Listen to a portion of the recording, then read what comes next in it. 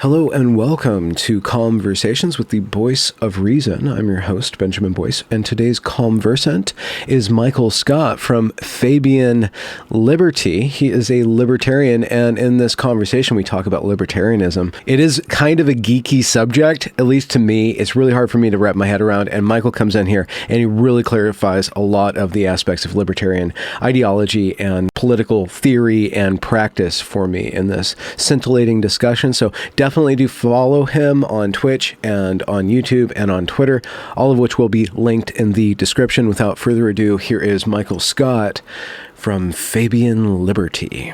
But anyways. Nice to meet you. I wouldn't say I'm like fangirling here or anything, but I am a bit of a fan. I'm really glad you haven't castrated yourself in my name. That is I'm really grateful for that. I'm just being honest. Okay. You know what I mean? Well, you can fanboy all you want, but don't fangirl. Don't go the whole don't go that path. Hold on, pause. I'm not getting into the trans thing just yet, right? I'm just saying when I say, isn't that usually the phrase fangirling? Isn't fanboying isn't it gender neutral there? I don't know. I hear fangirling all the time. Oh, really? Maybe that's it's always been gender specific in my neck of the woods, but I have a very particularly gendered neck of the woods. Don't worry. I'm not going to be getting any cat ear fucking headphones or anything. Oh, you're going to do a little bit of... We're good. Yeah, no. We're good. Dancing around the Benjamin totem pole. Anyways, you're trying to compliment me and I tried to head you off of the pass. Yeah. I mean, that's just, it is what. Regardless, I was saying, I've been a bit of a fan. I think I followed some of the evergreen stuff, and then I kind of I think I watched a couple of your videos, pertaining to Christian theology, back in the day, when I was, because you've been doing this content creation for quite a while, 6 years almost, and then then I kind of fell off, and then someone was we were talking about James Lindsay, or they were like, oh, you have to watch this one with Benjamin Boyce and Wocal Distance. And I was like, oh my God, this is so good. So yeah, I'm really happy to be here, mostly. And I was kind of telling other people this, but mostly because, when you're in this business, there's this weird triangle between entertainment, culture war, and philosophy, where you kind of never get to do all of one, and you have to balance them all. And it's every time I'm on a larger platform, it's almost always debating communists on a debate platform, or it's culture war kind of panel stuff. And I'm very excited to be somewhere where I can be a little bit more heady with other people, as opposed to just my little space of the internet on Twitch, actually tonight we're on Rumble, but yeah. Okay. Twitch. How long you been doing Twitch? Almost 2 years, but honestly, the censorship has gotten to the point where it's not really feasible. But how did you start with Twitch? Sword Art Online, or? No, I didn't actually never played video games. There's old Twitch politics scene. Okay. Right? Destiny started that, right? And then Vosh came out of that. Hassan came out of that. Yeah. And then a whole bunch of people you probably don't know that are micro celebrities within the Twitch politics space. But its moderation and its audience is extremely left wing. And I was like, well, there's no libertarians here. There's barely any right wingers here. I can break through, kind of break through Hadrian's wall here. And it didn't work. No?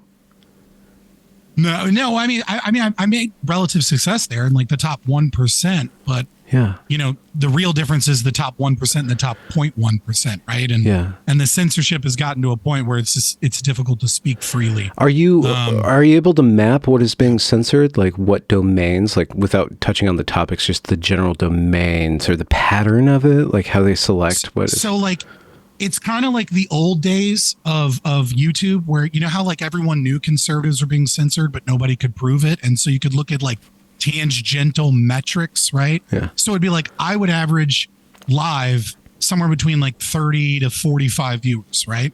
And then I would see someone else averaging 10 viewers live, doing the exact same content as me, on debating on the same panel as me, and then I would see that their VOD would have double or triple my views. Okay. And it's because the algorithm is constantly pushing them to get seen. Right. And then my algorithm is I would get one new viewer despite being close to partner level in views. Okay. You know, and it's like, it's a bunch of little things like that. It's not me complaining about Twitch censorship isn't that I can't back up with hard evidence isn't really what I want to talk about. I'm just wondering if you understand what is being promoted, like what content or what general. So here's my best guess. Yeah. My best guess, God's honest truth, is that a major function of the Twitch algorithm is looking at a ratio between viewers to subscribers. So viewers to how much money you're pulling.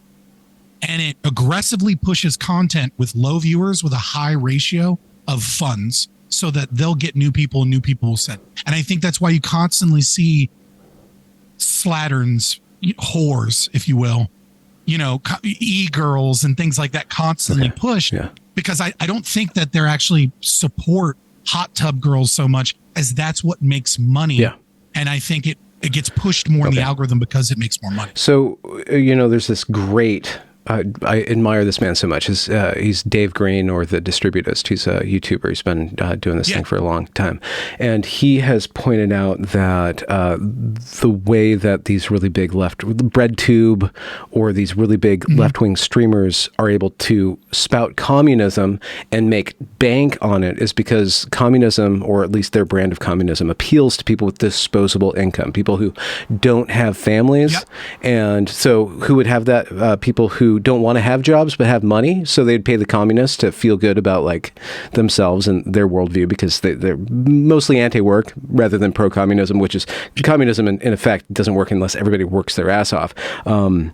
Same with capitalism, but capitalism. Even Lenin said that you have to work to eat, right? Yeah, and then e-girls too, like just basically mental and gonadal masturbation is what's going to pull in the most money from disposable income people.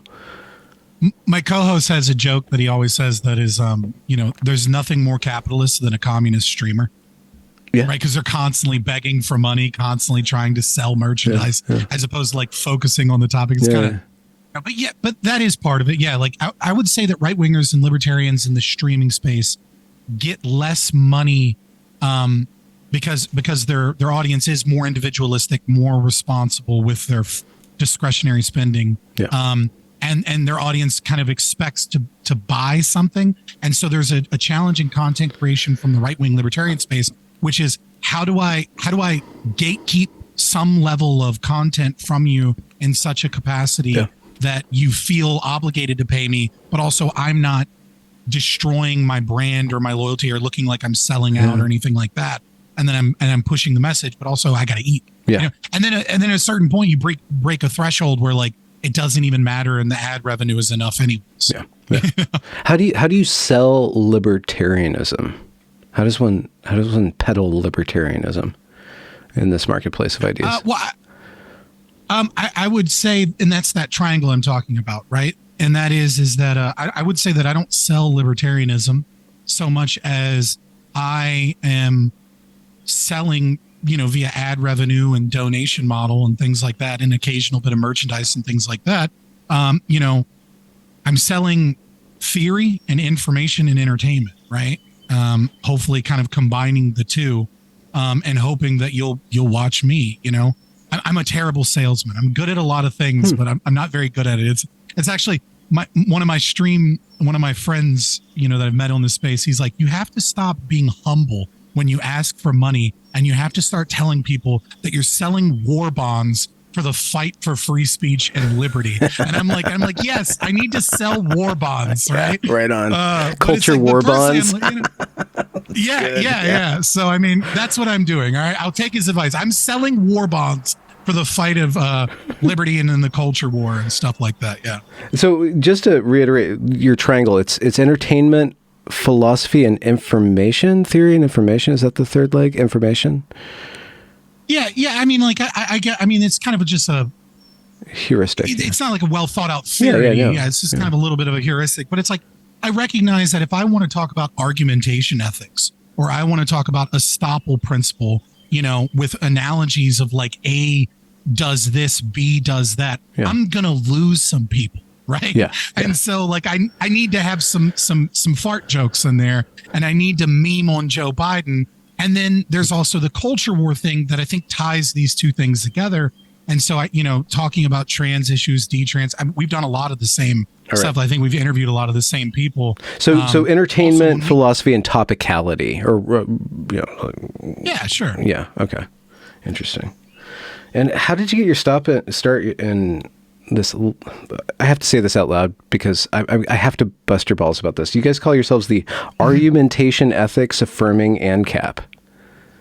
Well, nobody actually says that. But people keep on telling me to talk about Argumentation Ethics, Affirming and Cap. So what is that? So at least the gay people have an acronym. I know it's not an acronym. It's like a namealism or something like that. But my greatest strength as an anarcho-capitalist or a libertarian, I would say the two are actually interchangeable. Okay. My greatest strength is that I'm one of the few people in my community that's not autistic, right? But right, which autism can be weaponized autism, as Dave Smith says, can be a powerful force. Right. Yeah, for finding flags in the desert if Shia LaBeouf pisses you off or whatever.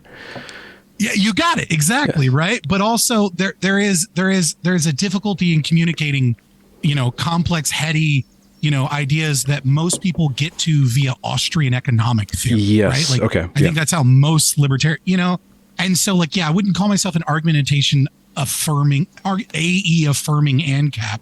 Right. I would just call myself an and cap, and I believe in argumentation ethics as proposed by Hans Hermann Hoppe. Okay, so what is argumentation ethics? That's a methodology of discourse? Have you never encountered? I have not in this form. So argumentation ethics is a pretty controversial thing, right? Basically, libertarianism as set out by, Murray Rothbard and in that vein, right? I'm not talking about de Jacques libertarian socialists, right? The American kind of rebirth of libertarianism and anarcho-individuals, set out the non-aggression principle, right? Okay. Except the non-aggression principle is kind of an axiom, right? It's an axiom that if you follow this, these other things follow. But as we know, in philosophy, there are axioms, but if they're not grounded well, right, they're very easily subverted, right?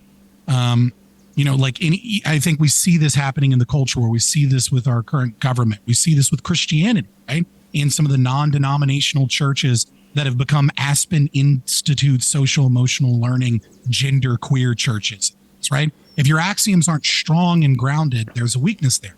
And Hans Hermann Hoppe, I would say, others would say came up with, I would say discovered, because I believe it to be objectively true, discovered the philosophical grounding of the non-aggression principle.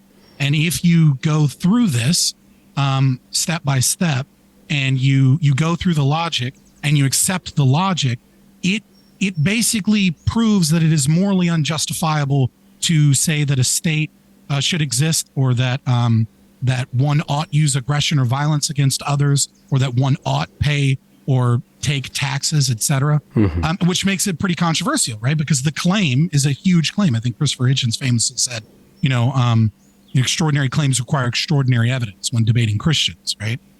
It's an extraordinary claim because if one accepts the logic of AE, then one must denounce statism or the support of nation states. Okay, so just to figure out why it's called argumentation ethics. Where's the argumentation? What's the ethic? Or is it the logical formula to get to this or to extrapolate this principle of non-aggression? So argumentation, as defined by Hans Hermann Hoppe, is one of two means of resolving conflict, right? So when you have a conflict between two people, there are two separate things that you can do. You can resolve the conflict via argumentation, or you can solve the conflict via violence. Okay. Right? Yeah. So, right. So argumentation is where you make moral propositional statements, right? You can't make a moral propositional statement like to a person while beating them to death, right? I mean, you can, right? But we'd have to go through the full logic of AE, but like you're not actually arguing at that point. You're just engaged in violence. You're not recognizing someone. You're not trying to do, what I should say is, it's not, oh God, what is the term? It's not intersubjective justification, right? You're not justifying it to an observer. You're not creating a justification for your beliefs if you're using violence, right? the observer and the other person are not accepting your belief or your argument because it is true or because they believe it to be true. They're accepting it because you're forcing them to accept it via violence. Okay. And so it's not a justifiable thing. Yeah. So the argumentation is that portion.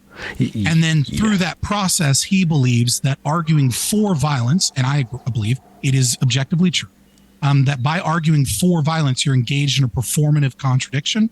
And therefore, it is nonsense what you're saying. It's illogical nonsense.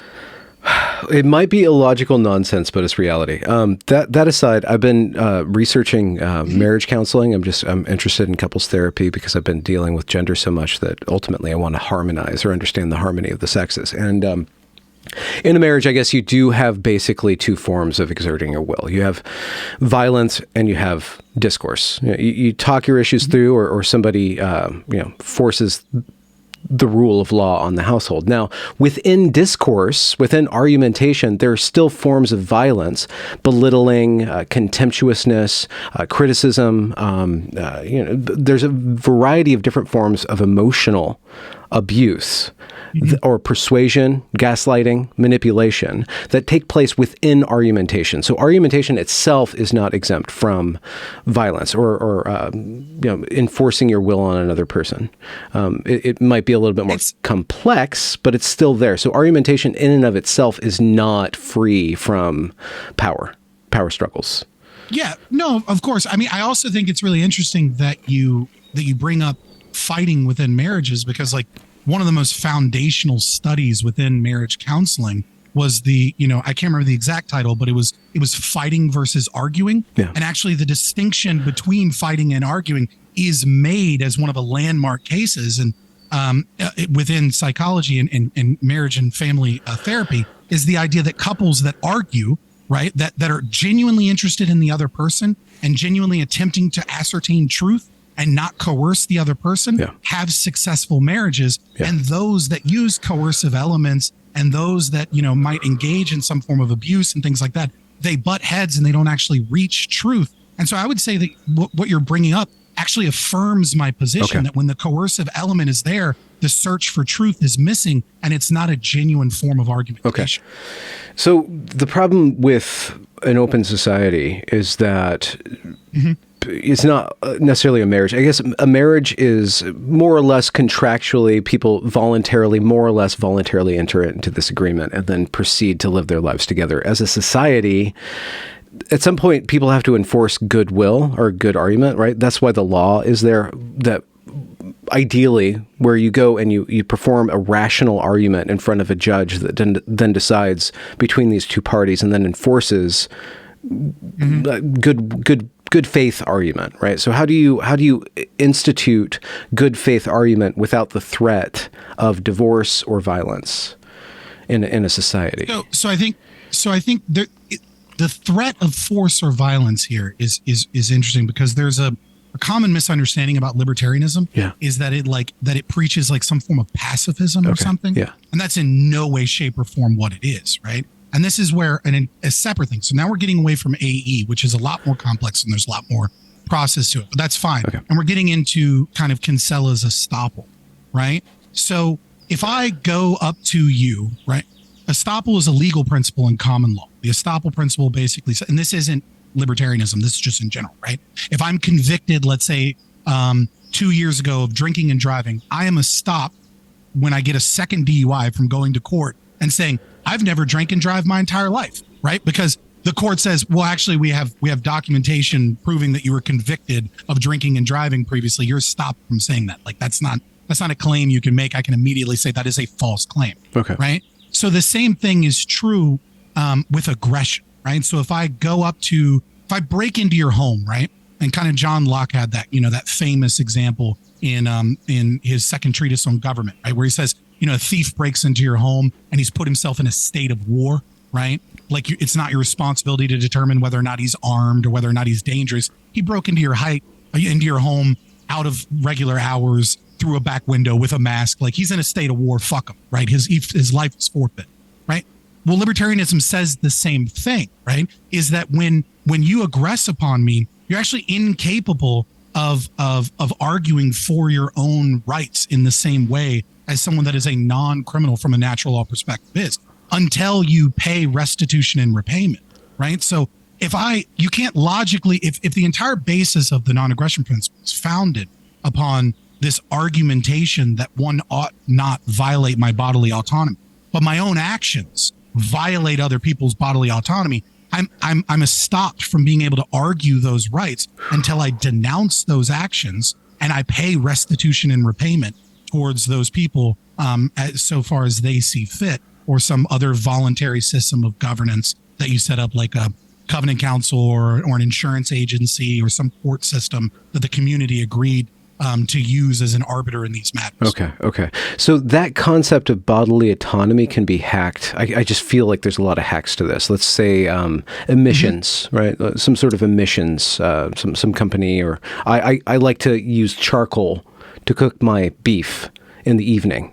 Really smoky flavor, delicious. It takes 6 hours to do. A lot of greenhouse gases. Am I not, like, my bodily autonomy, which needs meat? I'm totally convinced that I need meat, and good meat at that, to continue to have bodily autonomy. If that exercising that is infringing on the bodily autonomy of my neighbor who thinks that all that smoke is carcinogenic, like, I can see, like, you could always, like, hack the bodily autonomy to take away freedom from people and give it to other in the name of safety, in the name of bodily autonomy. Right? Have you seen that? So I mean, like, shored up? Right, I just want to know the grounding for that. Right. So I mean, there's kind of three situations, three different lenses you could look at this from a libertarian lens, right? Like, you could look at it as you're looking at it, which is like a pure theory perspective, right? And the pure theory perspective is if any of your actions directly, not indirectly, not second or third order consequences, but first order consequences, right, pollute or damage someone else's property, right, then they can brand you as someone who has damaged their property and demand some form of restitution equal to the payment, or some resolution in this matter, which is, I don't know, they demand that you put a hooded vent over your thing so that it disperses, or, like, whatever that may be, however that comes together, right? So that's the theoretical. And you're right. It sounds ridiculous when you put it up that way, because we have this legal system that we've built to deal with kind of like all of these gray areas, and we've placed arbitrary lines that have necessitated some form of order, right? Like, because we need order, so we place an arbitrary line, right? So then we look at it from the practical perspective. And the practical perspective is, if this is a constant issue, then you have contracts based off of the places that you live. When you move into a neighborhood, when you take away the nation state, you take away all the county and zoning laws, right? What do you replace that with? Yeah. Right? And so you might replace that with a covenant community. You might replace that with, like, a council of elders. You might replace it with a small local government that looks very similar to what we have today, that is democratic, et cetera, so long as it is voluntary and the individuals that purchase property in your community agree to those stipulations as part of the contract that they agree to. It's all voluntary, et cetera. But it also could just look like an HOA. I know people hate HOAs, right? But it's like, the idea really boils down to, is it right to make a law banning pit bulls? And the answer is that there's no right answer, right? Pit bulls or pit bulls? Pit bulls. Okay, good. The dog. Yes. Right? So, like, is it wrong to ban pit bulls? And the answer is, there's good arguments on both sides as to why someone wouldn't want to, or does want to, live in a community with pit bulls. And the right answer is not a top-down authoritarian measure. The right answer is, you go to a neighborhood and you go to a dog park that meets your preferences, right? You live in a neighborhood and you sign a contract that says, in this neighborhood, these are banned dogs, right? This dog park, these are banned breeds, right? And you go live in a fucking neighborhood where there are no pit bulls, and you're happy. Yeah. And someone else that is in love with pit bulls can go live in a neighborhood where that's allowed, right? Yeah. And that's kind of the distinction there. It's the voluntary element. Okay.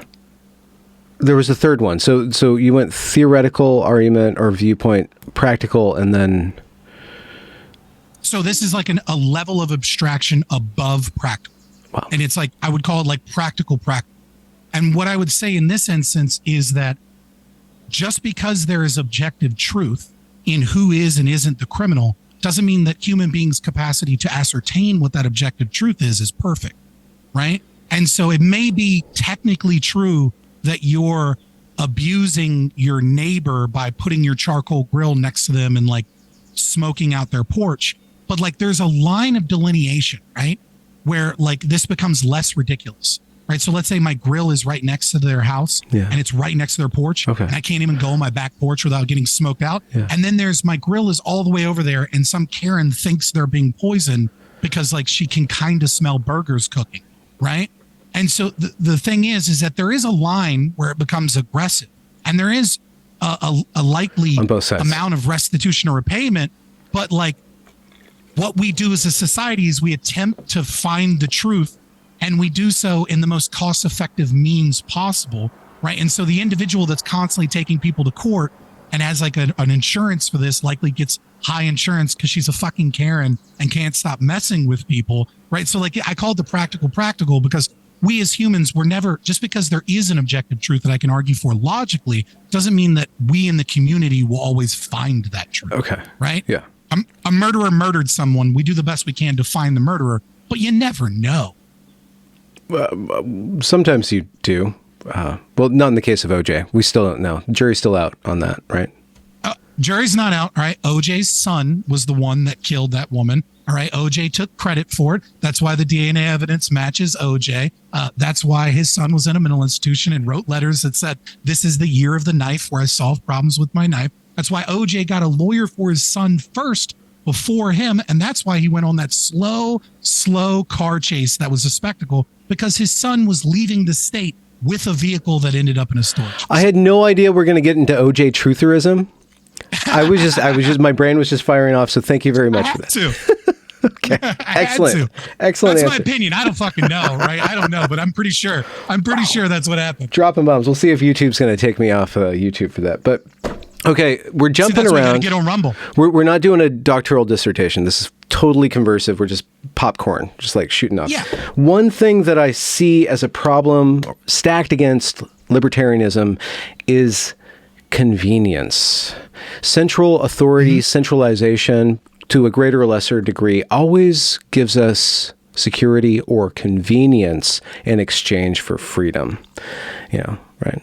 So with the example of all these different communities with all these different laws, it's so complex to, if you imagine America having like 500 different communities with 500 different laws, you'd have to learn them all. And then you get there, you can't learn it. Yeah. Instead of 50, you don't even know when you get there that you can't even learn all the laws because it's just stacked and stacked and stacked and stacked and stacked. You have all these different common laws, more like, I guess you would think of Europe in the case, but eventually liberalism or common law, there's these different systems that end up favoring centralization of power, clean up an environment. Another example, France used to have all these different cultures, all these different little languages and stuff. After the French Revolution, rationalism comes in and enforces one language for the entire country. It creates a superpower at that time. So there's convenience of communication and then a lot of power to go out and get more resources. So libertarianism, it seems like to slip into more and more individual, more and more complex, nuanced interactions between people, and the trade-off would be the loss of convenience and then the loss of security, or loss of the surety, maybe, because there's always constant negotiation. What I would say is it's not convenient if it's not a choice. I have no problem with these things occurring via choice, right? So like I have no problem with a marketplace that where convenience is going to be held within a free market as well, right? If people truly desire that convenience, well then some company will come along, right, and say, we have this area, we'll call it, FloridaMeccaCorpo.com. I don't give a fuck what you call it, right? Pardon my French. Okay. I tend to curse a lot. That's the streamer in me. I apologize. I'll try and church it up for you a little bit. Thank you. Right? Whatever, right? So this company is hold on, I'm going to cut my music.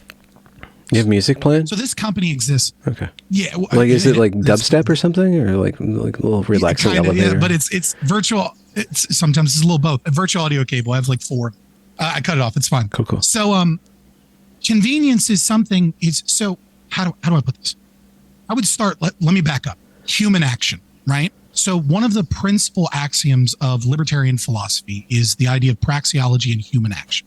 which is that humans are rational actors, even when we work with imperfect information, right? It is always true that we act out our subjective and moral preferences, right? Okay. We sometimes do so with imperfect information. So like our goals and our actions don't necessarily align. And that's kind of like cognitive behavioral therapy kind of 101, right? Is getting those two to be closer together, right? When we do dumb things, it's usually because we're not rationally seeing things, but nevertheless, we act out our subjective preferences. Yeah. And so if there is a marketplace of places to move, and convenience really is so valuable to people in their voluntary choices because they want safety and security, and they don't mind paying, let's say, 10% of their income, and they don't mind paying for some sense of security and peace, right? Yeah. And those polycentric communities will do better. In terms of your travel analogy, right? How does one travel through a polycentric community as we did in the past, let's say in Austria, when there was like 70 different little polycentric nations with like different cultures and things? Well, first, I would say, number one, that's true multiculturalism, where people can self-segregate and come up with different ideas and then try them out in the market, as opposed to this forced kind of progressive idea where multiculturalism just means we eat different food, but really we all have to have the same ideas.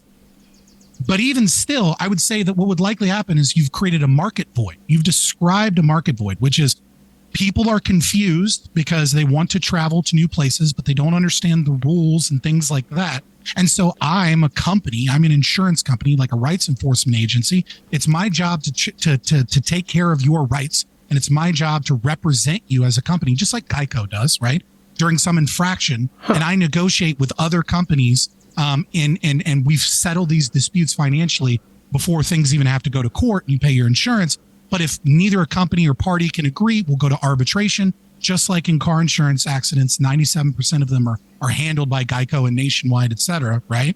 But then occasionally they get elevated to litigation and they go to court. The only difference is instead of the state running it, it's an arbitrating firm that both companies have agreed to be as a third-party arbitrator in the future. And so I do that, and then I give you a little phone app, right? And the phone app says, like, tracks your GPS because you wanted the convenience. It says, hey, you're heading into this town. 10 things you should not fucking do in this town, right? This town doesn't let you do this. Make sure you know not to do that, right? And if you install that app on your phone, you get a cheaper insurance rate from your insurance company that protects your rights because they know that you're less of a problem and they're less likely going to have to handle these situations in court because you're going to behave appropriately, or at the very least, you're going to have the appropriate information to behave. Okay. Right? I don't really know the answer, right? Because I don't have a crystal ball. I'm not a consequentialist either. But that's just one way that convenience that sounds so bad. It's like, well, if it really is that important, people will want it. Yeah. Right. And people will find ways to voluntarily obtain it, as opposed to this idea that we should arbitrarily impose presumed convenience onto people and then say from this kind of, social contract theory, we can kind of like post hoc justify it and say, well, people love the convenience of our oppression that you're not allowed to get out. Yeah. It's like, fuck you, let me choose it. So another reason why communism becomes popular or is favored by, let's say, these companies, and I don't know if America's going communist, but it's adopting more and more communist tactics, like departments of information or truth and reconciliation and all these things. And I would say it's going Marcusian. Marcusian? I would say it's more. Yeah, I would say it's more Marcusian than, let's say, communist per se. It's a natural trajectory of the dialectic, right? Moving into Marxist materialist dialectics, and then postmodernism, and then like the rebranching of critical theory. Okay, I would say it's moving into like what I like to call, to the normies at the very least, I just call it like rainbow neoliberalism. You know what I mean? It's like it's a sick kind of Nazi-esque mixture of socialism, communism, a perfect idealized state with like LGBT issues all wrapped into one terrible package. Wonderful. Okay, so whatever that is, whatever you just described as Marcusian, Marxist, I don't know. There's so many ideas and thinkers going on in it, but you see it emerging because it favors power. It favors centralized power. Power is just adopting all these different things to maintain and extend its power. How does again, this is back to how do you sell libertarianism? How do you put the seed of libertarianism in a government such as the United States government, let's say? How do you make it advantageous to it to allow different communities to do different things, to loosen up its universalizing grip and allow difference to happen, and then maybe reap the rewards, maybe incentivize it somehow? Yeah, I mean, it's probably one of the toughest questions you could ever ask a libertarian, right? And they'll give you cop-out answers, but I appreciate the hard question, right? Because, when you look at the long march through the institutions, kind of like, Lenin's, dual power theory 2.0, right? Because, dual power theory was the idea of like creating, and the Gramsci's kind of like, counter, cultural hegemony. Like all of these tactics that the left have been doing since they started to see the failure of communist revolutions that have been gripping us really since before, I don't know where it really starts, right? Yeah. I mean, everyone kind of points to the Frankfurt School, right? But I mean, the Frankfurt School just adapted it to a cultural mix rather than economic or class-based, I guess. They went from class to identity somehow. Yeah, but I think the strategy changed there too, right? Yeah. By adopting the countercultural hegemony, I think they recognized, much like the Fabian Society, which is where I get my channel's name from, Fabian Liberty, because it's the opposite of the Fabian Society, which is I have a belief that more freedom over time will eventually convince more people. But how do you, when you know that the state's incentive is more power, and the corporations that engage in regulatory capture, to borrow from Yarvin, right? Like the cathedral as a whole, right? They're incentivized towards the gaining of power. And so how do you incentivize a state-based apparatus to give up power, right? It's an impossible demand. And I think you're right. It's a huge problem for libertarianism because, the fascist sees this and goes, yeah, well, we'll stamp out all the people that don't believe in our values once the right gets pissed off enough and we have a large enough reaction, and we'll put an end to this. And the left says we'll slowly subvert and slowly poison and slowly gain power and capture. One of these two will win. It's kind of it seems to be modern history's kind of pattern. What I would say is that there is a third solution. And the third solution is a long one, and I don't know that it's a guaranteed victory, right? And I won't BS, right? And be like, no, it's all fine. I think the fascists and the communists do have a more viable strategy. But what I think, which is the right one, the only one that I think is morally true, is a combination of pulling away.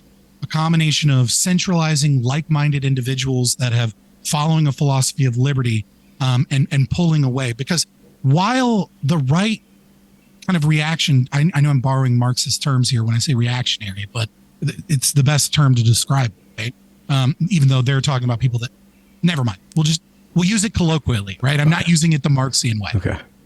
While the right reaction can use violence to stamp out the left in its institutions, what I see is a slow march in history towards less and less violence and more pulling the levers of control, right? I think we're moving away from putting troops in the street and like firing everybody towards using algorithms, using behavioral nudging, using marketing and advertising to slowly self-censor and censor people into having the right ideas and pulling the economic levers so that, it's harder and harder for people to financially fight back and things of that nature.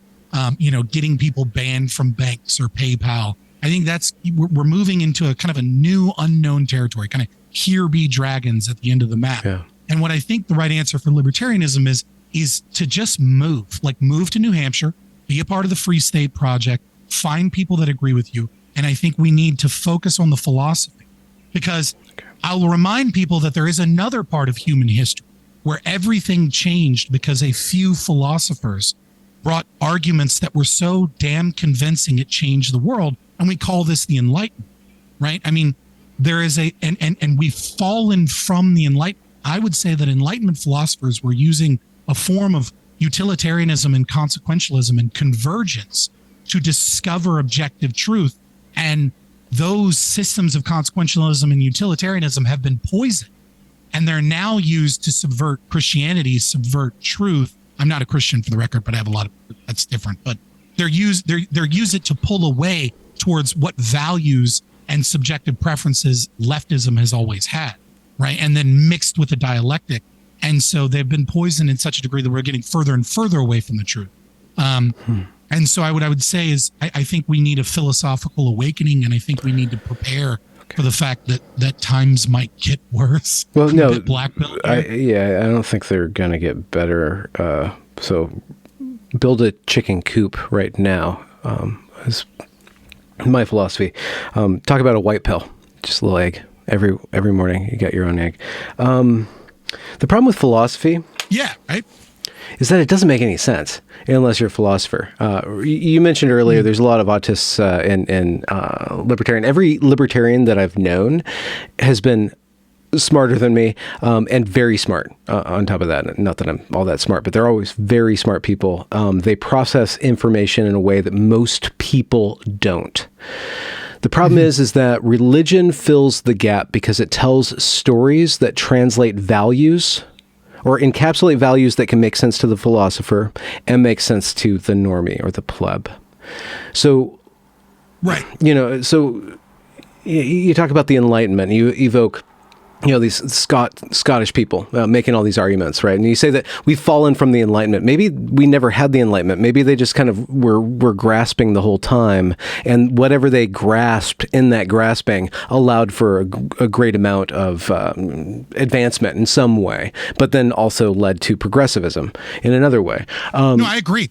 I agree. I think they were incomplete, but I think they were using a system of consequentialism that allowed them to discover natural law deontological positions, right? They weren't using Christianity that says thou shalt not kill, thou shalt not steal, right? They were using kind of like this ethics of utilitarianism to go like, well, this seems to be a rule that is basically universal, right? And they were discovering certain things like freedom of speech, right? Like, as much as I dislike utilitarianism, J.S. Mill, when he writes on liberty, he comes up with all of these different arguments that basically becomes this unassailable consequentialist argument for the need for freedom of speech.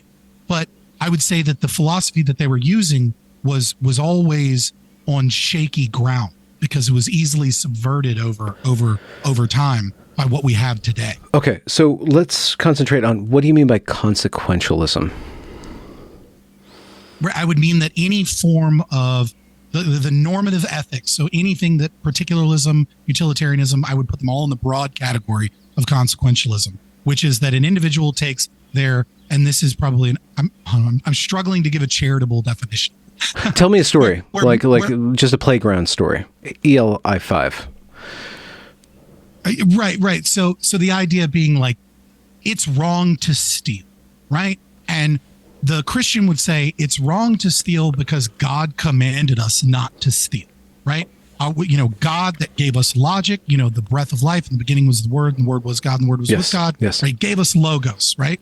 It's wrong to steal, right? Well, the consequentialists would say, well, it's wrong to steal because you wouldn't want to live in a society. What if you maximize this and everybody stole all the time and nobody stole? If we said that it was okay to steal, then saying that would lead to a horrible breakdown of society, and we would have a terrible world to live in. The problem is that the consequentialists will then simultaneously contradict themselves and say, well, it's okay to tax, and taxes are okay because it's not really stealing because, well, we have some cockamamie reason why it's not stealing, even though people are involuntarily having their resources taken from them. But it's okay because we all benefit. there's a calculus, right? Who will build the roads, the police, the fire departments, the system of governance? The safety and security is assured by our taxation. So it's okay to do something that you might consider wrong because the calculations at the end show that we live in a better world because of this thing. Okay. It seems like human nature is always going to engineer some sort of God, some sort of just authority. Thou shalt not steal versus it's really important not to be homophobic. And so we're going to have a day for not being homophobic. We're going to have a day to recognize, like all the gay days. I'm just, sorry to bring up the gender thing. There's so many gay days. Like the United States government is just like so many gay days. Like there's all these gay days. And it's God. Yesterday or today, like the apologizing for homophobia day or something. Yeah, and biphobia. Don't forget biphobia too. It's just like bidirectional phobia. If you can't turn left, right, and you're just scared of like that choice, you want like a third way all the time. Anyways, so you bring up consequentialism. So they reason through, instead of doing a myth like thou shalt not steal, God says, period. They have a thought experiment that leads you down this road of seeing how things operate. And then they have to smuggle in authority. Ultimately, it seems like human nature on a societal level tends towards creating some sort of God, some sort of all-consuming or all-directional purpose for everybody to submit to. Another hard sell for libertarian is you do you, but a bunch of people doing them are you going to eventually conglomerate into an us, we do us, and you must do us too. It just seems like human nature. This is why I'm so glad I'm here. Okay. This is why I'm so glad I'm here, because you say I've spoken to these libertarians. They seem like really smart people, and I'm sure many of them are, right? Here is a problem. There's a problem within libertarianism that is true with any ideology or philosophy, right? If you were to go to a random Christian and ask them to explain like certain theological principles of like, what did God mean when he told Israel that, that they don't want a king, right? And you were to ask all the Christians what that was about, what do you think? Maybe 1% might get a like a real interpretation that's meaningful, right? And 99% are probably either not even going to know that part of Judges, right? Or they're going to just get the answer wrong. And this is true of libertarianism too, because libertarianism is a distinct philosophy in that the non-aggression principle, as backed up by argumentation ethics, is a system of legal philosophy, natural law, that is descriptive. It tells us these are the things we can rationally, via logic, prove are morally unjustified. But all of the things that go into the other category, libertarianism itself does not make moral prescriptions about. That is up to whatever society you believe in, be it Christian, be it Muslim, be it secularist, be it, whatever, right? And so what will happen is that you will see baby libertarians, right? Libertarians that don't really understand the philosophy will say, well, this is okay, therefore sex work is okay. Like Reason TV, like celebrating sex workers. It's like, no, that's not libertarianism. Libertarianism just says, I'm not allowed to call the police and kick down your door because you're a sex worker. It says nothing about my opinions or whether or not the slattern is a good person, right?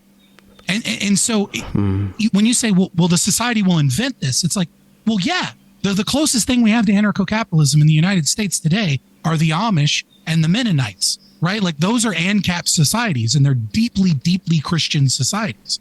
And so when we talk about moral prescriptions, we're out of the domain of, this is in part the weakness of libertarianism, because communism gives you a moral prescription and it gives you an enemy to hate. And statism gives you a sense of safety and security, whereas libertarianism tries to sell you mystery and confusion. Yeah. And it's just because it's complicated. Okay. Yeah. But that doesn't mean it's wrong. Yeah. Okay. So I mean, when you say, well, just you do you, what it actually means is I'm not going to call the cops and arrest you and put you in a gulag for doing you. But it doesn't mean that I won't build a community of Christians that tell you you're not allowed in my community because you're disgusting and you're gross and we don't want your kind around here. Yeah. Okay.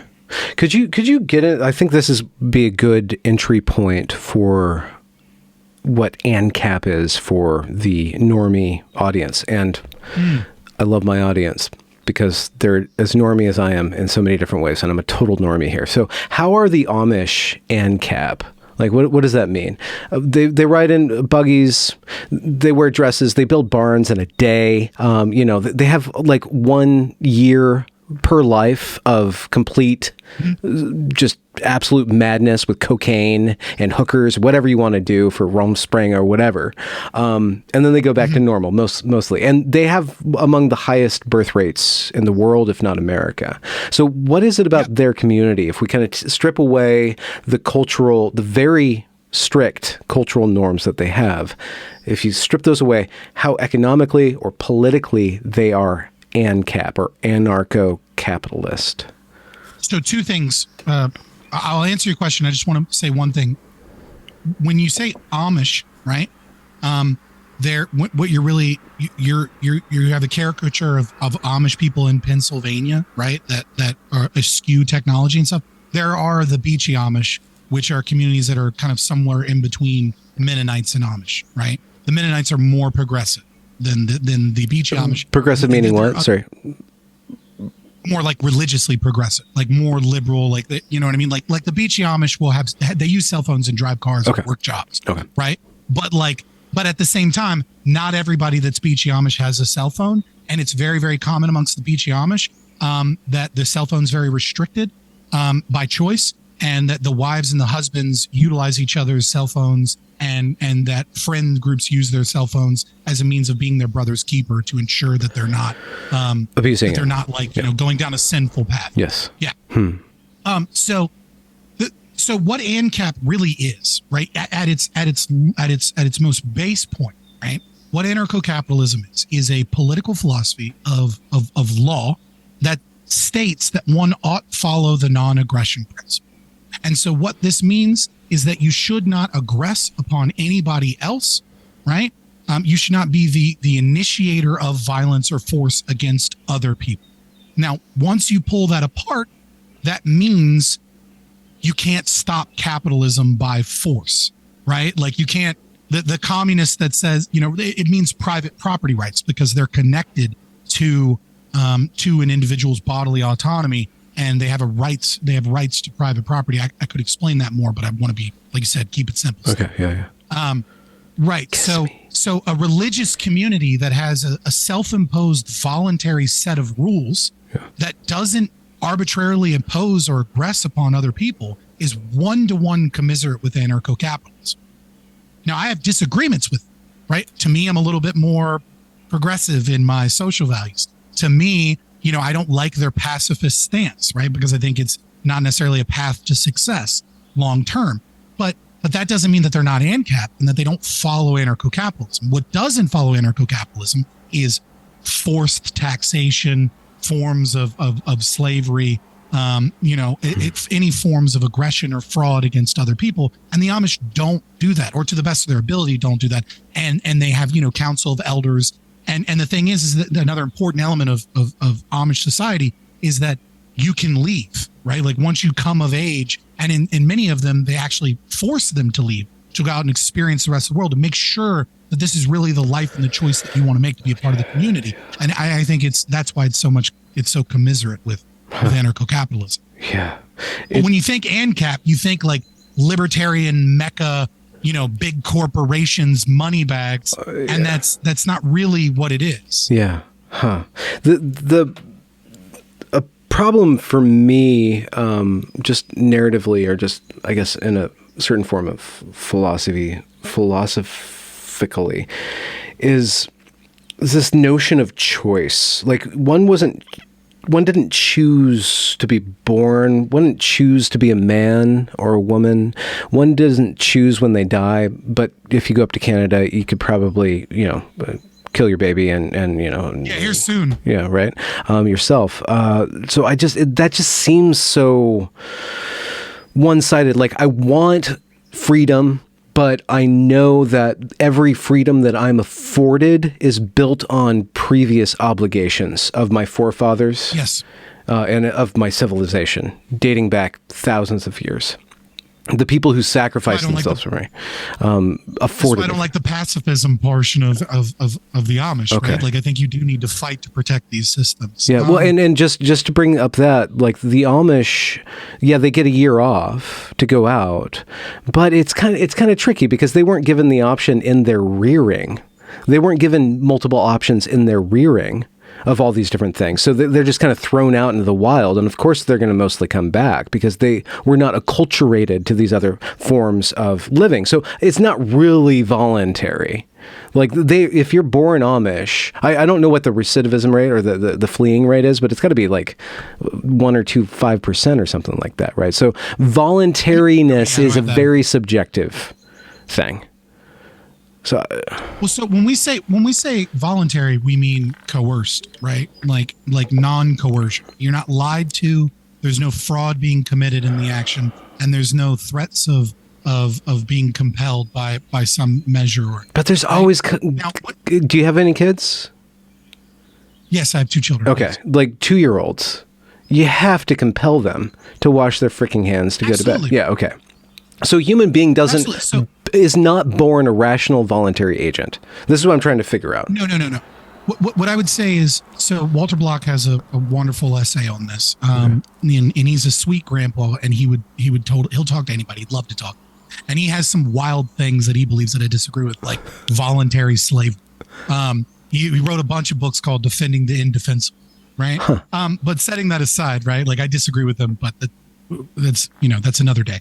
But what I would say is that a child is an emergent adult, right? A child is not capable of consenting, right? We recognize that they will grow up into an adult that has the capacity for choice.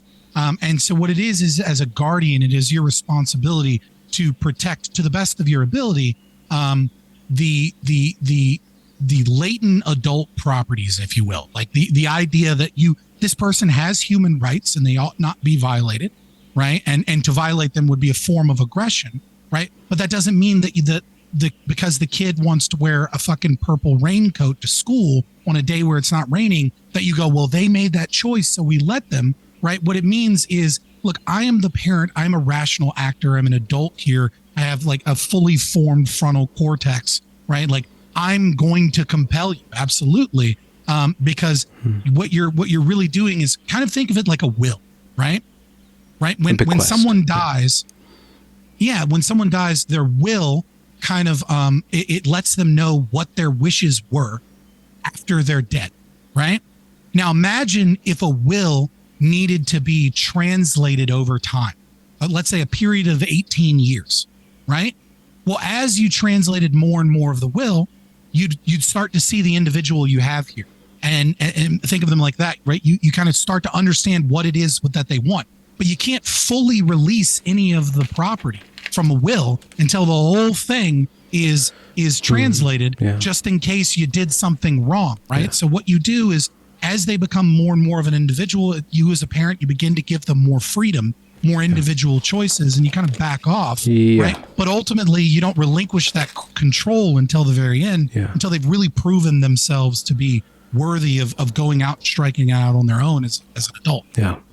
And that is very culturally specific. Different cultures acculturate their children to greater or lesser degrees of independence and freedom. You think of the tiger mom, Asian stereotype.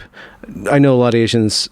Some of them are my friends, so this isn't being racist at all. But there's a particular type of Asian woman immigrates to America and instills in her daughter or son, you have to study, you have to study, you have to study, and really, really rides them and doesn't give them so much choice.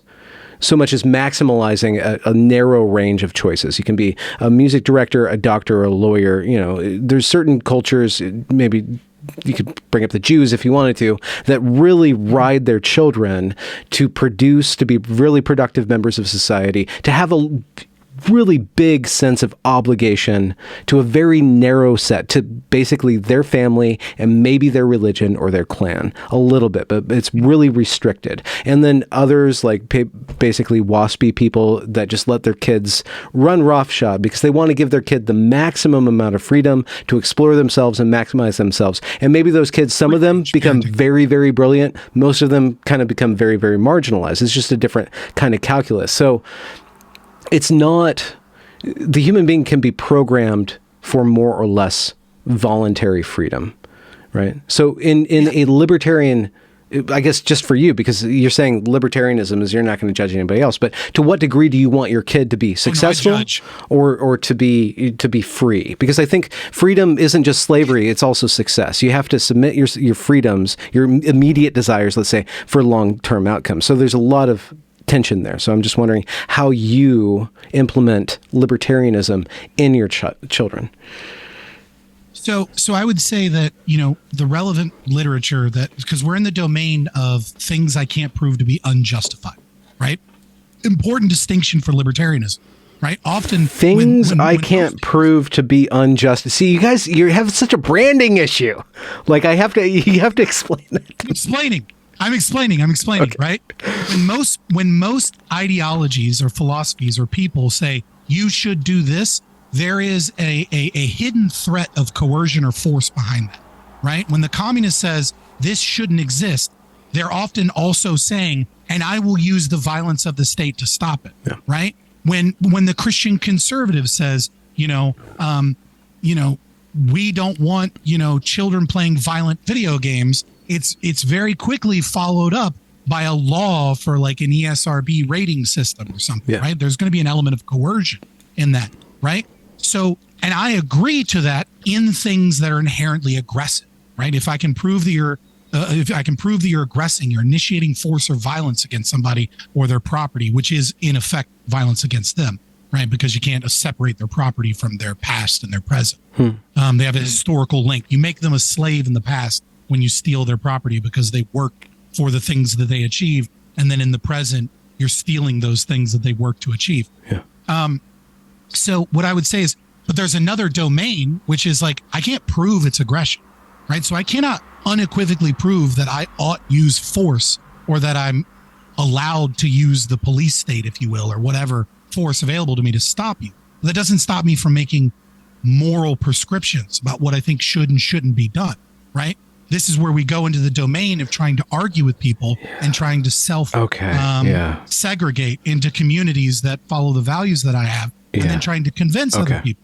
What I don't get to do is take over Japan because I think tiger moms are bad, right? What I say is, well, that's how the Japanese do things. I think the Japanese are doing it wrong. Here's how I'm doing, right? So from the relevant literature in psychology, I would say that generally when we talk about child rearing, we're talking about 4 types of parenting. Is how most of the research breaks it up. There's authoritarian, authoritative, neglectful, and then there is, oh my God, I can't, the free range parenting kind. I can't think of the name, the relevant term in the literature for it. But these are the 4, right? And what we find is that the free range parenting allows for kids that are mentally the healthiest. They tend to be mentally the healthiest. Flexible. They tend to have the least amount of issues in terms of their mental health.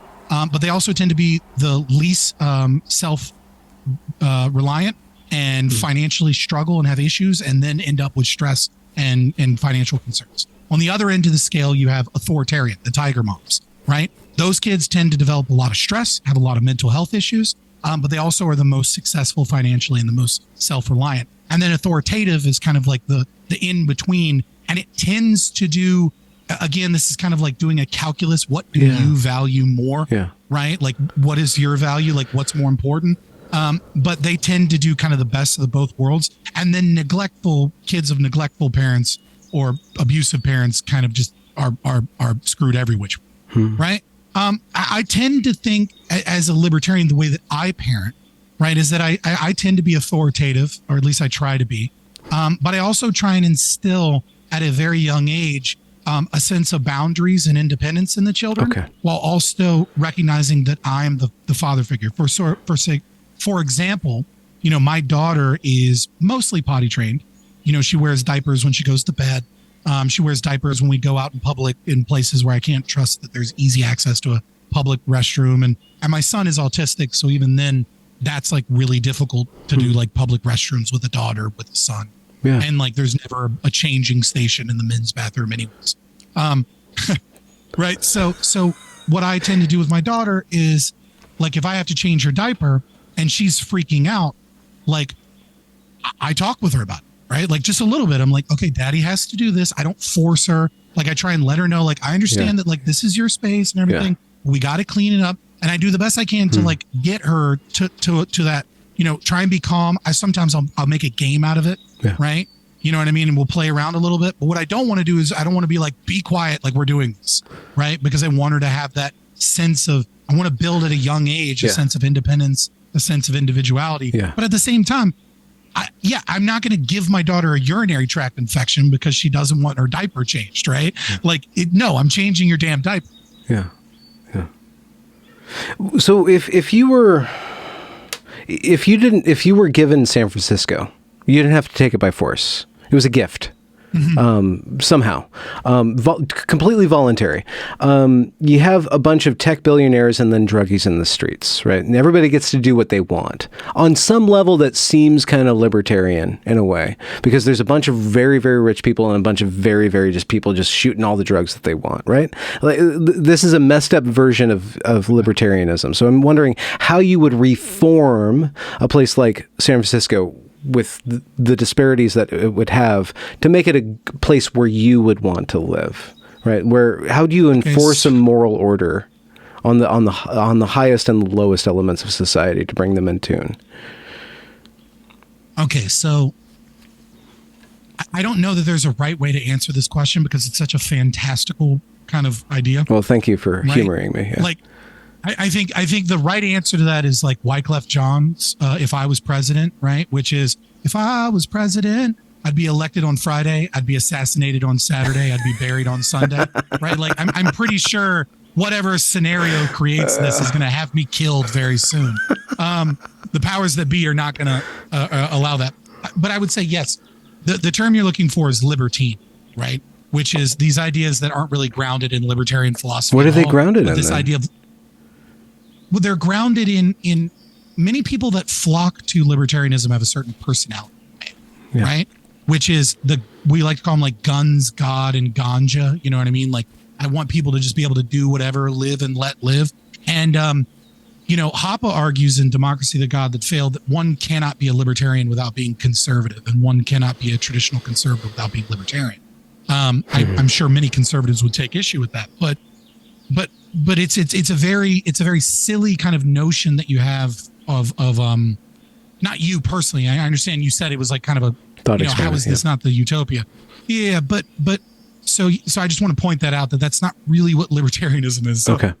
I'm the private property owner of all of this city of this giant city of California, right? So just San Francisco. Let's not do California, just San Francisco. Just San Francisco. San Francisco. Okay, so San Francisco, the first thing I do is I completely I slowly begin the process, right, of abolishing all systems of governance. How does this not turn into an anarchy hellhole? You know, would you start with the police or with the school board? Let's just for sake of argument. So if I don't want people dead, right, I'll give a macro scale so you can understand the process, because I think this is an example I use that works well, right?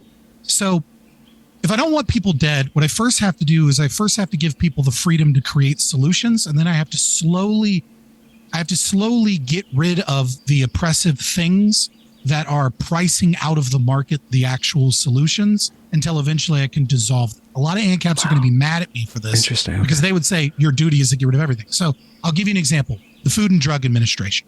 The Food and Drug Administration is a horrible, horrendous, terrible thing that has the blood of so many people on its hands, right?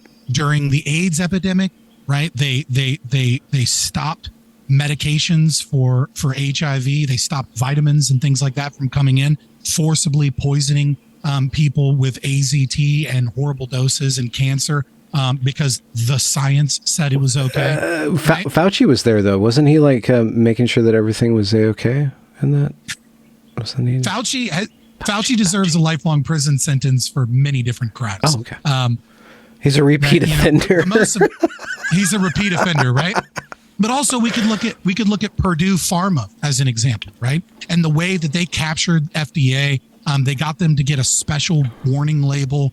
They were able to sell to doctors a fraudulent product, OxyContin, as non-addictive, and told all of the doctors across the country, especially in the region of Appalachia, in the Appalachian regions in Pennsylvania and Virginia, that this was a miracle drug that would get rid of pain, right? And then, of course, we have the opioid epidemic, right? And, of course, we could also look at the fact that 25% of all drugs that are FDA approved are recalled later for issues. It's a horrible, horrible, horrible scheme. And it's the cathedral, right? The large corporation in the state, Purdue, all these companies pay hundreds of millions of funding to the FDA. And then the FDA trusts their studies and rarely does investigations. Not to mention all the executives that are just circulating among all these, circulating. So hopefully your audience is correctly incensed at only hearing 10% of the crimes, or 1% of the crimes of the FDA, right? So what happens if we just get rid of the FDA tomorrow? Well, what happens is, who fucking knows, right? And many handcaps will say that is the right answer. What I would say, and that's why my name is Fabian Liberty, because I believe in the Fabian strategy, is a slow reversal of things. Fabianism, coming from Fabius, the first general to defeat Hannibal. When Hannibal invaded, he burned all the farmlands and did hit and run tactics because he knew Hannibal couldn't get his supply lines through the Alps fast enough, and he was forced to retreat. The Fabian Society, basically their strategy was slowly we'll have more progressive welfare systems, and then eventually the UK and the world will become communist. We believe the opposite. People will like free market things if we actually free the market. Okay. And it will be more effective, because it's impossible for the state to do better than the free market. It's because the free market doesn't suffer the economic calculation problem. Yeah. Okay. For the readers and listeners, Hayek. You need to read your Hayek. Hayek. Yeah, but so what I would do, right, is the first thing I would do is I would make it legal for people to take drugs, period, right? Let's not go full-blown anti-war on drugs, right? Like one step at a time. I'm not going to make heroin legal immediately, though eventually it will be, right? What I'm going to do is just listen, if a drug is approved in the UK or Canada or in Australia, there's no fucking reason we can't take it. I think one of the great examples of this was during the Biden administration, baby formula. We weren't allowed to legally buy baby formula from Europe during our shortage. Instead, what did the government do? They sent Connexes to Switzerland to buy Nestle baby formula to then bring that in with your tax dollars, when we could have just bought formula from the UK, which has better standards on baby formula and less soy and sugar than our own baby formula. It was stupid, right? And so I would say, we'll get rid of that, all right? Well, anybody can take anything, and doctors can prescribe any drug that they want to their patients, right? If a doctor says, take this tea, they can do it, right? Well, all of a sudden, patients are going to be like, well, I don't know if I can trust my doctor. I don't know if I can trust this. And all of a sudden, there starts to become companies that'll come forward that'll be like, we'll tell doctors what new drugs are good drugs and bad drugs, right? And it'll end up getting tied to their medical insurance, et cetera. And then as companies begin to fill this role, and there's competition in the market where insurance companies and doctors and patients are all utilizing different sources that are competing, that are trying to afford accurate information at the lowest price available, right, to doctors and patients. Eventually, we just phase out the FDA. And that convenience aspect you're saying we need will just be there. It'll go away like a whisper. No one will care that the FDA is gone, because insurance companies and companies that and doctors and whatever will already be utilizing a private FDA model, if you will, that is more effective and costs less money. And while your drug prices might go up, your taxes will go down, right? And as your taxes go down, they'll go down at a higher rate than your drug prices will go up, because it's a government organization. It's by definition, it won't be as effective as that. Okay. So you think that I would institute the same thing in this with policing and every other in San Francisco. So you can't. I would strengthen the rights of private security, right? I would allow private security to kill people that are in their fucking stores, stealing things or, et cetera, et cetera. Like if you go and do a smash and grab in a Target, I'm going to say, look, we're going to defund the police, but also Target, you're allowed to hire security guards, and we're not going to prosecute you if you kill someone that's doing a smash and grab in your store. Yeah. Guess what? We don't need progressive DAs and all this other shit. If people do a smash and grab in a Target and all of a sudden they get popped. You would still have some sort of judge looking through the footage to see that the security isn't just randomly like going on murder sprees. And I mean, like, again, you have to do a slow process in order for this to work effectively without it. Like, people are so hooked on this drug of statism, right? That you can't just go cold turkey overnight. Like, ideologically, they believe at this point that they need all of these institutions, and and hilariously enough, they believe that these institutions like the FBI are protecting them, right? Instead of just causing terrorist attacks all the time, which is what they do, right? They hilariously enough believe that the FBI is on their side, right? So you need a slow process of dismantling these things. You can't just destroy all these institutions and then be like, oh, it'll work hunky dory. Yeah. I mean, pragmatically. Anyways. Okay, so if these, let's just do a thought experiment. The United States government becomes so bloated and inept that it undermines its own authority, and then starts to corrode and collapse from the inside, which might be happening right now. Let's just say this huge lumbering beast, the cathedral, just kind of starts to collapse on a variety of different levels. Is it possible that in that decay, that some sort of libertarianism or conservative mentality plus a libertarian ethos? And I want to get into that, like that it has to be married. I think they have to be married. I don't think you can have libertarianism without some sort of honor culture, without upright individuals to behave in their own best interests, to think smartly, and then to educate other people, their children, to think smartly and stuff like that. But do you see some libertarian hero coming in and saving the collapsing world government that is currently run by the United States, whoever is running the United States right now? So I'm not particularly good at writing teen dystopian novels, right? Like I don't know, you know what I mean? Like, I mean, it's nice to fantasize about, for sure. Yeah. I think when things collapse, I think more often than not, history shows us that people beg for powerful figures to come in and fix things by any means necessary. Yeah. I think that tends to actually be the Caesar effect or whatever. Yeah. I think that's more likely.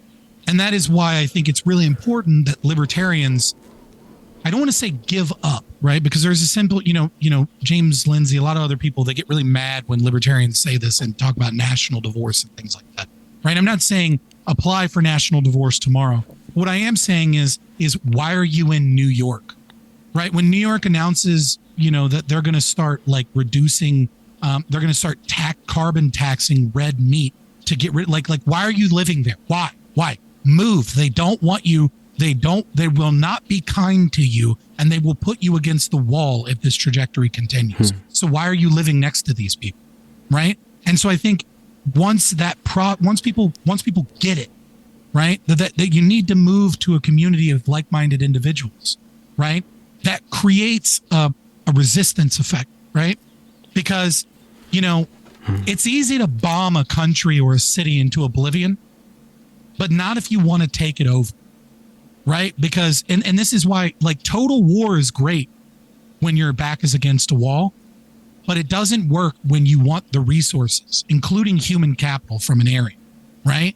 And so the idea, if enough people are together, right, enough like-minded libertarian, paleo-libertarian, conservative, limited government people are living in an area, right, it becomes very difficult for an authoritarian regime to just march in and by decree, because you can't just bomb the whole thing. I mean, you can, right? But then the United Nations is going to come after the country. Like, you're going to make enemies everywhere. You're going to lose kind of your soft power and your political capital, and it's going to be expensive, and you're going to gain nothing from it other than like getting rid of a presumed enemy.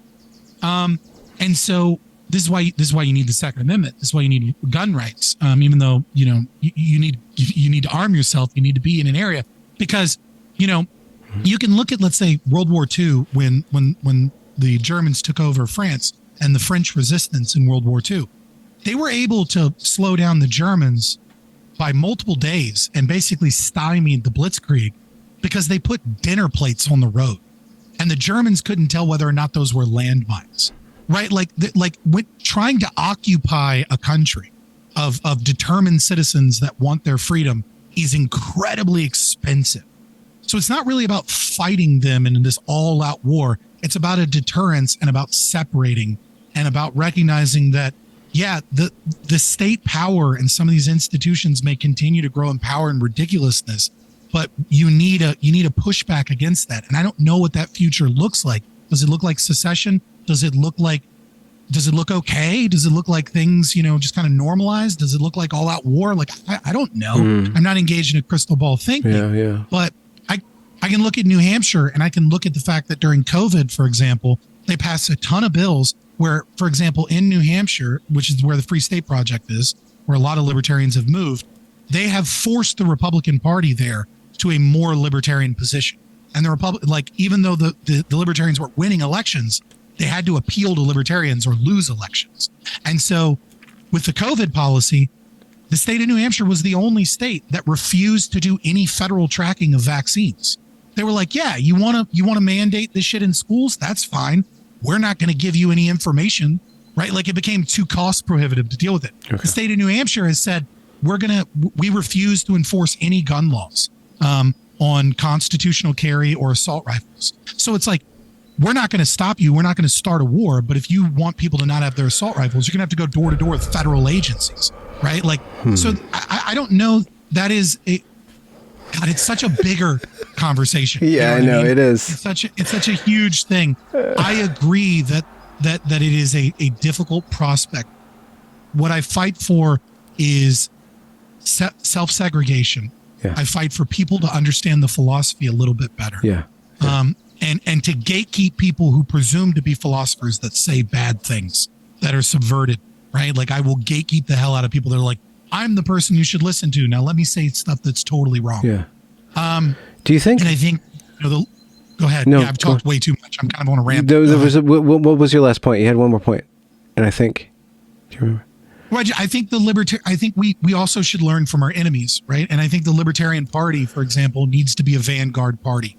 It is a party that pushes forward a philosophy. It's less about winning some minor election and more about pushing ideas into a mainstream space, to where conservatives are no longer able to ignore the language of libertarianism, which I think you're starting to see. You're seeing conservatives use words like the state. I don't know if that's Mencius Mollbug and Yarvin more than it is libertarians, but certainly, like, that is, I think, an incredible, I think that's a big part of this fight.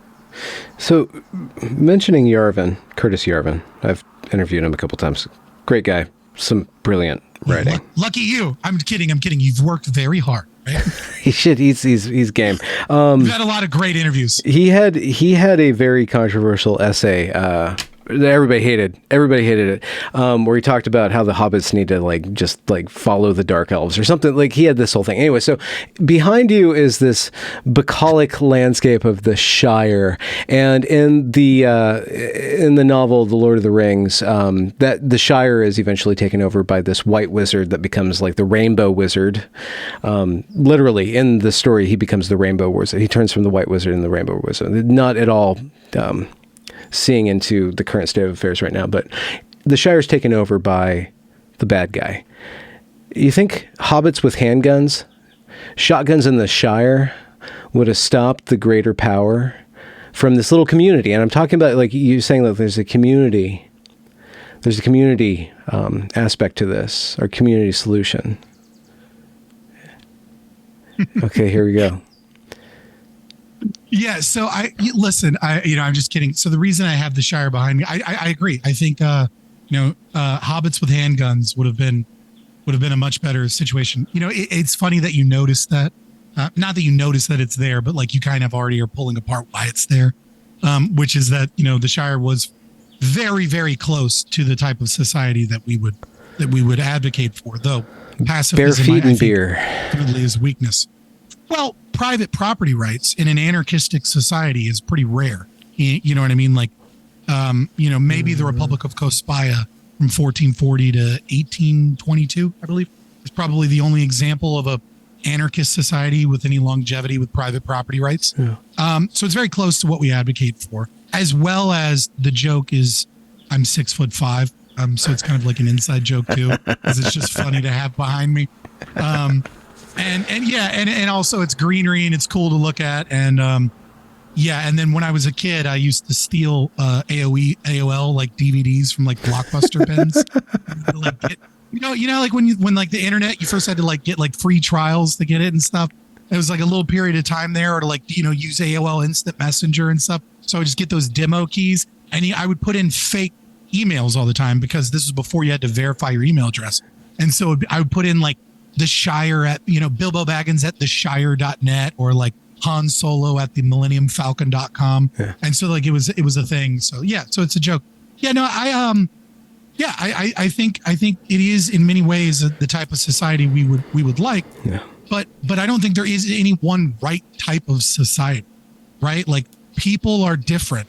And I think one of the genius ideas behind the founding fathers was the system of federalism, at the time anyways, right? Yeah. And the idea of having these different experimentations. Yeah, to each their own work, rather than do what you will. Like it was intentionally, like, there were communities. It wasn't really a concept of like the individual qua individual. Like, there were the different communities, different religious orders, different settlements.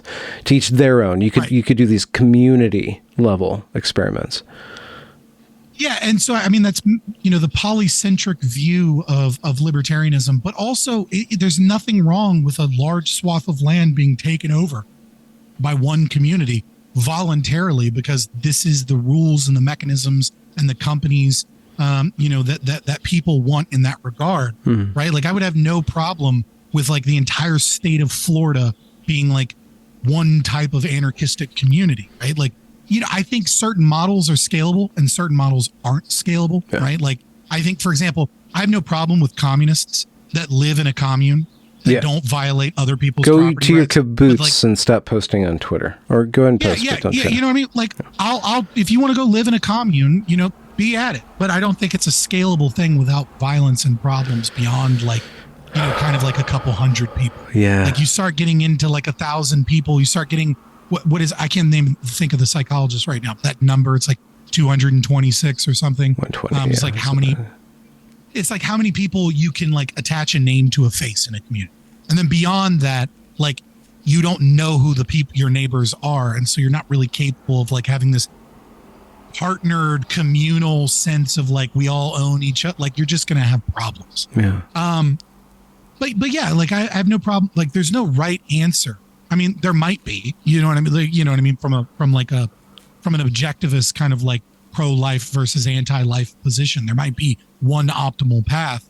But yeah, I don't really particularly care what the community looks like, so long as the community is a voluntary community where individuals are not violating people's private property rights, and people are, I mean, it really all comes down to, and this is part of the argumentation ethics situation, is what is conflict?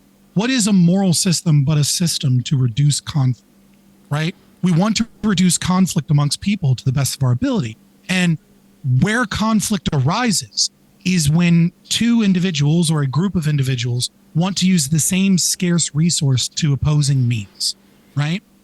When, if at its most simplistic form, Robin and Crusoe are stranded on an island, right?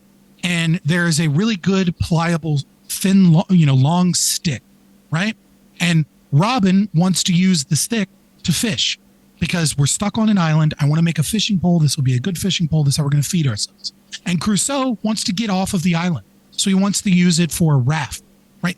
Conflict has occurred when both of these people are arguing that they have the right to use this stick, right? And that's same true of tax revenue. This is the true of all private property interactions. And it's also true when people violate people's bodily autonomy, forced labor, slavery, etc. It all comes down to this fundamental thing that there are scarce resources, and when multiple people claim that they're justified in utilizing that scarce resource towards their end, conflict has occurred, right? And so what the libertarian solution to this problem is the non-aggression principle, which is to say that someone objectively owns this stick. Okay. Right? And sorry, I'm getting some lag. Is it lagging on your end? Oh, as you're well? fine. It's just hiccups. Okay, all right, fair enough. What I if just wanted to somebody make sure doesn't we're good. opt in to the non-aggression? This is the other thing. It's like, it's got to be, you have to voluntarily give up your violent nature. Like, what if somebody doesn't opt in to the non-aggression principle and just clubs you over the head? I think the appropriate answer to that question is to read Jack Donovan's Violence is Gold. He might be a bit of a psycho now that he's like a gay man, machismo, Nazi type-esque dude. I don't fucking know, but it's an amazing essay, right? You know, we can all say, I refuse to trade with you. We can all say, I don't want, in a truly peaceful society, he argues that like the only correct answer to, I'm going to take something is, or we won't be nice to you and we won't trade with you. And, it only takes one upstart to say, or else what? Right. And there has to be an answer to the question, or else what? And this is why I don't agree with the pacifists. I mean, I think pacifists, if they choose to live that way, can live that way. I just don't think it's a scalable solution. And I wouldn't call it morally right. I would actually call it morally wrong, because it's weak. And, from a virtue ethics position, I don't look at cowardice as a form of strength. Okay. I look at it as, So but yeah, violence in service of this ethic is violence in service of non-aggression in the service of the non-aggression principle is valid. No. So aggression is the person who initiates force or violence on another. Okay. Self-defense is not a form of aggression. Neither is defending someone else, right? Okay. Neither of these are a form of aggression. Okay. And that's why I brought up the estoppel principle, right? The criminal who aggresses is unable to argue they ought not be aggressed upon until they apologize and pay the damages and retribution for what it is that they've done. So it's like, there's nothing stopping me. When Robin grabs the stick first, says, I'm going to use this stick, and starts turning it into a fishing pole. And then Crusoe comes over and says, no, we need a raft. We need to get off this island. I'm going to take your fishing pole because it's mine, because mine is better, right? It is the state. It is the consequentialists. It is what I like to call conservatives often that are, I like to call them family values consequentialists, right? They'll accept wrongs that are even explicitly wrong in the Bible. Thou shalt not steal, but it's okay because the ends justify the means. I'm like, I don't know where you're getting that, but all right, whatever. It is those individuals, the aggressor that wants to take the stick, right? Crusoe is completely justified, right, in beating Robin with said stick because it's his stick, right? He has established a historical link to the stick. He has said this stick is mine. He's begun working on transforming the stick into a useful tool so that he can eat, right? He has all of these things. And it is Robin that attempts to make a slave of Crusoe by trying to steal his property, steal his rights. He is the second user, right? And so he's stopped from arguing that he not be punished for doing so and that he not be stopped. He's stopped. The peaceful namby, he is stopped, right? The peaceful namby-pamsy libertarianism stuff. These are baby libertarians that don't understand what they're talking about, and they make conservatives run away from an ideology that really they should deeply appreciate. Wow. So for you, what's your trajectory going forward? You run a Twitch stream. Like, what do you want to cause, or who do you want to whisper into the ear of? Like, what's the message that I could encapsulate in this show and then like seed forth, like a bursting pustule of pollen or something like that? Like, what is the core and your hope and kind of like reforming or changing the direction or opening some minds? I mean, there's so much that I don't really know the right answer. I would say that my goal in life, my goal in doing this, right, is to promulgate the philosophy of libertarians, to find those few people who really get it so that we can come up with the solutions to steer this ship that is so off course, so off course from the Enlightenment started something amazing in Western history, and we have, and we as a society are refusing to stand on the shoulders of giants. We're refusing to do so. We're pissing on the shoulders of giants now. Like we're actively, if you look at all the DEI stuff, like post-liberalism, postmodernism. Absolutely. That's exactly what we're doing. And they were coming close with the scientific method and with all of these things at discovering something greater. And I think it's, and there's a tradition that we're pissing on even farther back than that, right? We're pissing on Thomas Aquinas, right? And the idea of, that man can know both by, faith, but can also know by reason and logic. We're pissing on Aristotle, right? And Aristotelian logic, with these cockamamie philosophies that make no sense and don't match reality whatsoever. Like, this Hegelian dialectics and this Marxism, but also the postmodernism that Habermas already defeated, right? It's defeated, and yet it's still here. And we're seeing it run amok in our society and destroying things. And I don't know how to fix that, right? Like I don't have so much hubris as to think that one fat loser, sitting with a green screen behind him on a I am tall, but like sitting on Rumble right now, is going to fix everything. But I'm hoping this message resonates with some people and changes some minds, because like ultimately we need to recognize that you don't need to know all this high brain stuff, right? But it really is simple. It really is. You can't steal from people. And when you try and give power to authority on your behalf to force change, it always backfires. Always. It is just a general rule. When I talk to lefties, right? Because I being on Twitch especially, I've debated, but also just had conversations with a lot of communists and socialists and things like that. One of the things I asked about, and this is getting into the trans, right? As I say, imagine for a moment Bernie Sanders is running for president and a giant blue wave comes and you voted for Bernie Sanders to create Medicare for all and ban private insurance. Doesn't that sound awesome? And they were like, yes, I love that. It's like, you got what you wanted. Now imagine for just a moment that 4 years later, over a process of 2 elections, the Republicans sweep and they control all of those institutions. It's like, do you think the Republicans will then get rid of government control over all of healthcare? Or do you think it's more likely that the Republicans might just say, we're banning hormone replacement therapy for everyone, period? My question to you is, why are you transphobic? And why is it that you voted to get rid of trans rights? And every time it breaks them, or they just pivot, right? Because you have to take responsibility for giving the government power, no matter the purpose for the power that you gave it. Yeah. We don't want a king. I don't know why, but that's a good explanation. Just like Israel. God was right. Well, like I said before, I'm not a Christian myself, but you're very well read, I can tell.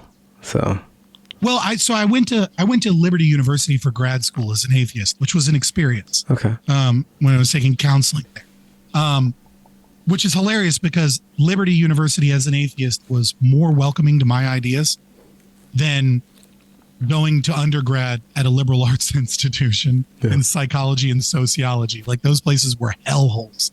But like Liberty was super willing to have conversations. It was great. But between that and a lot of religious study and growing up Catholic, I learned a fair amount. And I have a certain level of respect for Christianity, but nothing will make you an atheist quicker than growing up Catholic. Yeah, I like Catholicism, but only because I didn't grow up in it. Maybe, I don't know. So how can people follow you, find you? You're twitching all over the internet. So you're on Twitter. Oh, you're on Twitch. There's 2 places that have remained. There's 2 places that have remained consistent, right? You can follow me on YouTube, which is where I kind of upload segments and things like that. I occasionally do videos there. Fabian Liberty, pretty easy. Liberty_Fabian on Twitter as well. I'm there, but it looks like we may be switching over to Rumble for our live streaming situation. So if you want to catch us live, usually Mondays, Wednesdays, Thursdays, and other times, you got to follow us at Fabian Liberty on Rumble.